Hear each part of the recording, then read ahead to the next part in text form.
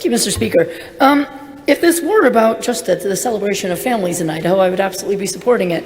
But it's not. It's about singling out certain families for celebration and not others.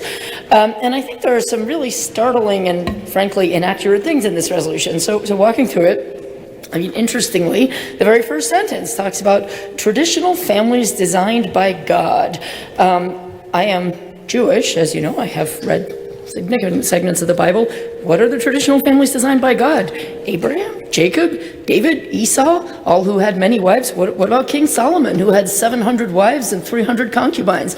Are these the traditional families created by God that we should be celebrating today?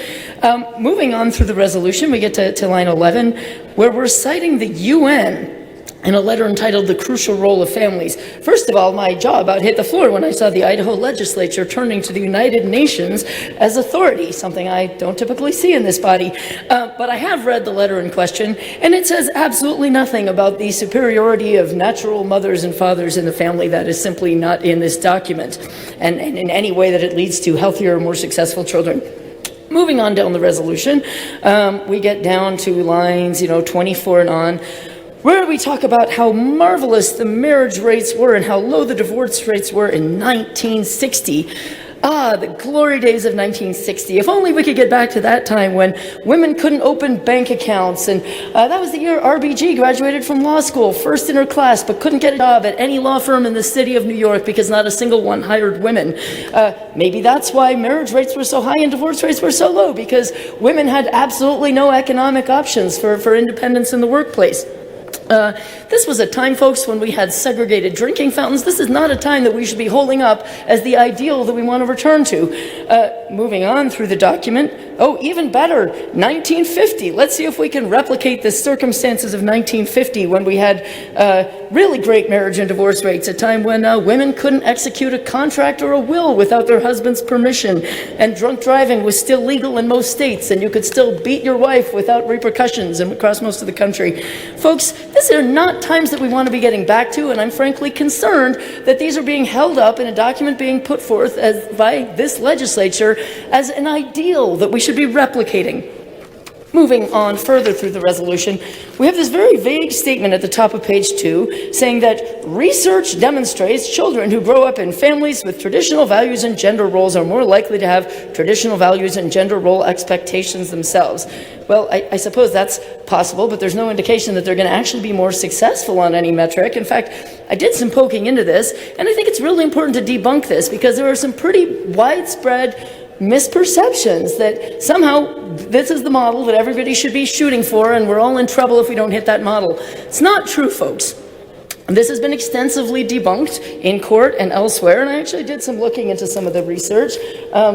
Actually, some of the research comes out in quite the opposite direction. There was a 2020 study by the American Sociological Association that found that children raised by same-sex parents from birth outperform children raised by different-sex parents by about 0.14 standard deviations. And actually, that children raised by same-sex parents from birth are 4.8 percentage points more likely to graduate from high school.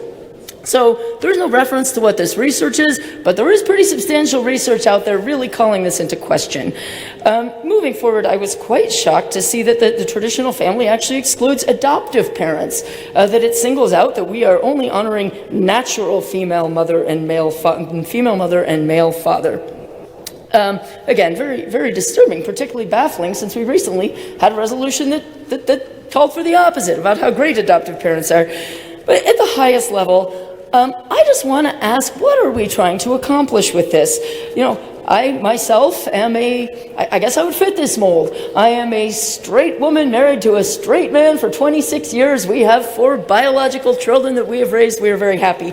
But as the person, I suppose, being singled out for honoring in this resolution, I don't need the pat on the head from the legislature, particularly when it comes at the expense of those who do not fit in this mold and who I feel are going to be made to feel less than by this resolution.